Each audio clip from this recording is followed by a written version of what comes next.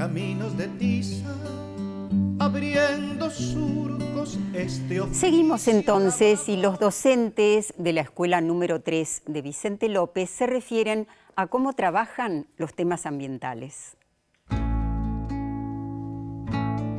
En la materia Construcción de Ciudadanía se trabaja todo el tema ambiental, desde la recolección de distintos desechos, como por ejemplo tapitas, las cuales después son llevadas para el Hospital Garrahan, y también en la recolección de plásticos, con los cuales después los chicos arman juguetes para llevar a hogares de niños. Desde mi materia informática nos preocupamos para que los alumnos adquieran el concepto de lo que son los desperdicios electrónicos, sobre todo por la gran cantidad de desperdicios que hay en materia de netbook y de celulares y de las baterías, que son altamente contaminantes para el medio ambiente. Desde mi materia, inglés, el tema de medio ambiente, nosotros lo trabajamos desde la lectura y el cuidado de los árboles, básicamente, utilizando libros que están disponibles online. Entonces los chicos reducen el uso de fotocopias y reducen también la compra de libros. En literatura particularmente no trabajamos mucho en la educación ambiental. A veces viene como colación de una lectura, por lo general. Yo creo que el responsable del cuidado del ambiente es un trabajo en conjunto, que se debe encarar desde la escuela, pero también se debe trabajar desde otros ámbitos como la familia, los clubes, las fundaciones, desde todos los aspectos. Todos somos responsables y desde nuestra parte, desde la escuela, lo más importante es educar a los chicos para que tomen la costumbre de proteger el medio ambiente. La responsabilidad del cuidado del medio ambiente depende de todos, tiene que ser un trabajo en conjunto, no debe ser aislado.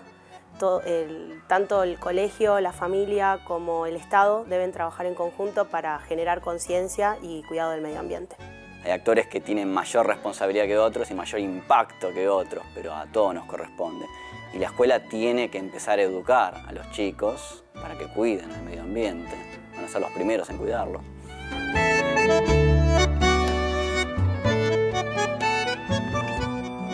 Bueno, un buen ejemplo de cómo trabajar los temas ambientales desde diferentes disciplinas, ¿no?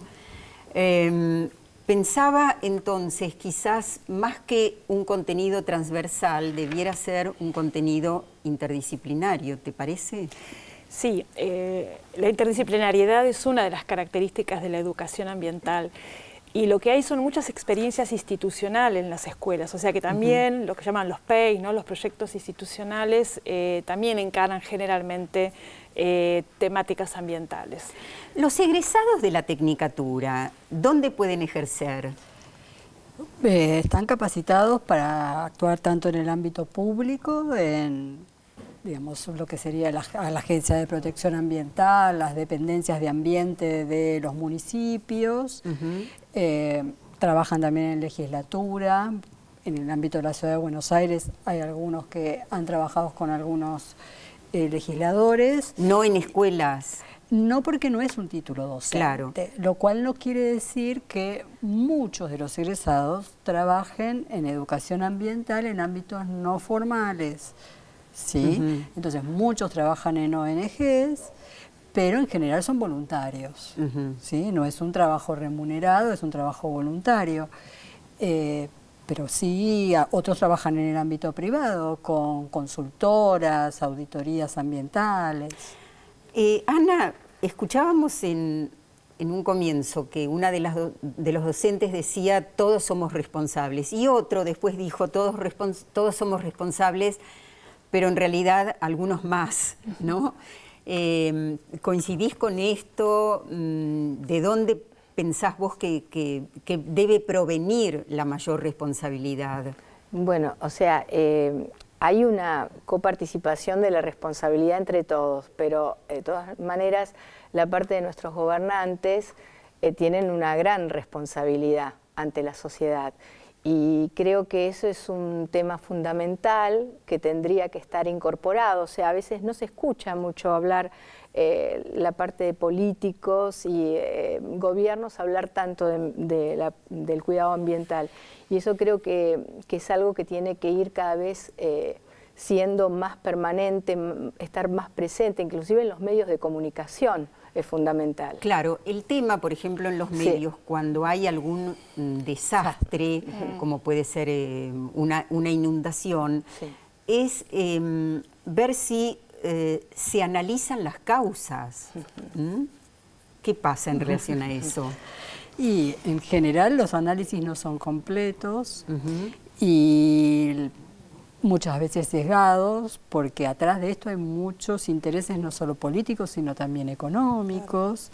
Entonces hay muchos actores sociales que están implicados en lo que puede ser un desastre, y muchas veces escuchamos que la culpa la tiene el Señor. Entonces, en algunos casos que llueve, porque la naturaleza hace que llueva, sí, pero que las sociedades a veces provocamos que llueva más, por ejemplo, o que nos inundemos más. O hay obras que no se hicieron, o hay algo que pasa también con determinados empresarios.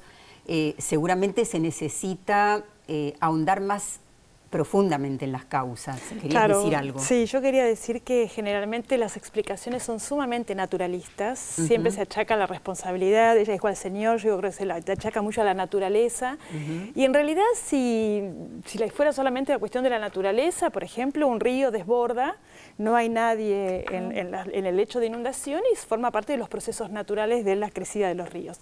Pero cuando hay un emprendimiento inmobiliario en zona de humedales y la escorrentía del agua se ve obstaculizada, ahí no es un problema de la naturaleza, sino es que las personas y determinados agentes económicos han hecho determinados emprendimientos que están alterando la normal circulación de un lecho de agua.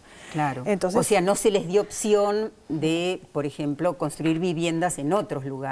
No, generalmente los emprendimientos inmobiliarios son emprendimientos muy grandes, que tienen grandes inversiones para determinados sectores económicos. Pero que se hacen en lugares donde no se tendrían que hacer. Claro, pero ahí hay una lógica que es el recurso paisajístico, el acceso al agua, los embarcaderos, es decir, hay determinados emprendimientos que tienen el agua, el río y la naturaleza como un bien sumamente valorado. Claro. Entonces, bueno, crece, como pasa en la cuenca del Luján. Bueno, sí, llovió mucho, pero ¿qué pasa? El Luján no puede desagotar en el río, en el río de la Plata. Entonces, ahí se inunda. Nos contabas, Ana, que muchas veces los chicos que van con los docentes a las propuestas de ustedes, a las experiencias directas, por ejemplo, hay una que tiene que ver con las mariposas, ¿es así? Ah, sí. ¿Cómo se llama? Se quiere crear un mariposario, o sea, hay una escuela... Vamos a ver algunas fotos también. Perfecto, sí. Entonces, ¿cómo es? Sí, bueno, esto es en una escuela pública, una docente, justamente ella está desarrollando todo un proyecto de un mariposario dentro de la escuela, del jardín de la escuela. Y es una manera directa que a los chicos les encanta porque con las lupas van investigando, van desarrollando las preguntas, hay una interacción permanente. Y ahora en la Facultad de Ciencias Veterinarias se quiere justamente con el Centro de Desarrollo Comunitario, con el Jardín Botánico y con la Fundación, incorporar como un sendero de mariposas en toda la parte de la facultad. Así que creo que es una parte que va a ser como un atractivo más de enseñanza, ¿no es cierto?, de aplicación, de cómo poder desarrollar en los distintos ámbitos escolares este tipo de proyectos. Es como la huerta orgánica que ahora ha proliferado muchísimo con los programas de ProHuerta, del INTA y los promotores. Es como que fue llegando a todas las comunidades educativas y realmente se le va dando el valor de lo que corresponde de poder producir sus propios productos, ¿no es cierto? No es lo mismo de poder arrancar y cortar un tomate, la lechuga, de cosecharla. O sea, todo ese tipo de prácticas a los niños les encanta. Así que es una forma de de acercar un poco todo este tipo de actividades que tienen que ver con la atención plena de lo que pasa cotidianamente, ¿no? Yo quizás insisto mucho en lo diario, porque justamente en lo cotidiano, en lo diario, es lo que también ayuda a que se vayan incorporando esos hábitos, ¿no es cierto?, de respeto, de observación. Sí, son experiencias especialmente impactantes para los chicos de medios urbanos. Sí. ¿Ustedes van hacia las escuelas los llaman, cómo hacen? Sí, o sea, a veces puede ser que vamos a las escuelas o viceversa, o en el predio de la facultad. Justamente tenemos un ámbito que es muy favorable para todo este tipo de actividades. También algo que también se desarrolla mucho es el tema de educación en valores, porque siempre decimos, ¿no es cierto?, que hay que cuidar la naturaleza, hay que cuidar el árbol, pero también hay que aprender a respetar al otro, ¿no? Entonces, que realmente eso también está dentro de lo que sería la ecología humana, ¿no? Del respeto, o sea, si nos respetamos a los demás, vamos a respetar a la naturaleza, el ambiente que nos rodea. Viviana, la página a la que hicimos referencia antes, ¿también tiene videos? Sí, tiene videos, incluso hemos hecho con una colega, con Verónica Martínez, un relevamiento de documentales y películas de ficción que pueden ser usadas para educación ambiental. Claro, que hacen referencia a estos temas. Sí, que digamos pueden servir como recursos didácticos o como disparadores o para trabajar determinados contenidos ambientales. ¿Recordás alguna de las películas? Sí, una que, por ejemplo, siempre los estudiantes usan es Erin Brockovich, que es toda una, digamos, una pelea, una lucha que da una abogada por, digamos, la contaminación de una empresa y el impacto que genera en la salud de las personas. Entonces, bueno, esa película la usa mucho como disparador para tratar esos temas. Sí, como disparador puede ser también una noticia de actualidad en los diarios. Totalmente, totalmente. Sí, o sea, el recurso de los videos y las películas es sumamente útil porque acerca casos, permite trabajar sobre casos concretos, ver cómo se resolvieron. La mayoría son extranjeros, no todos toman casos de nuestra región, pero hay también. Y el de Isla Cozumel que hay, ese, ¿de dónde es? En este momento no me acuerdo de dónde es, pero lo que nos interesó con esos recursos fue mostrar cómo se van construyendo los ambientes en función del recurso que se pone en valor. Entonces, digamos, cómo se fue construyendo un ambiente turístico justamente cuando los recursos paisajísticos fueran los más valorados, ¿no?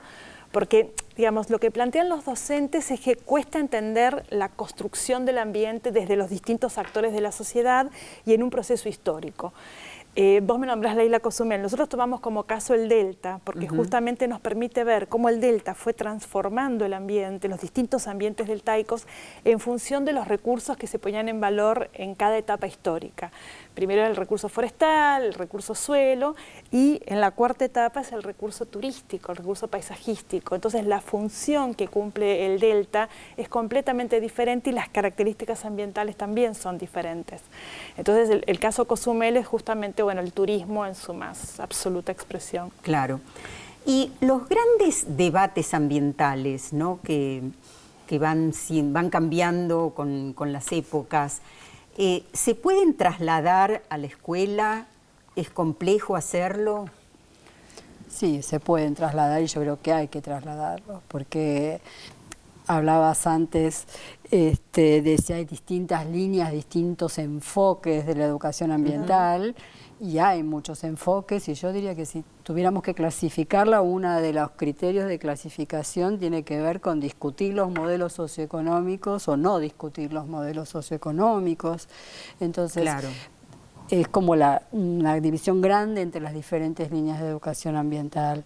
Entonces, yo creo que sí, se puede, a los adolescentes le interesa y a los adultos también. En la formación de adultos yo diría que es el tema como nodal al presentar cuestiones ambientales.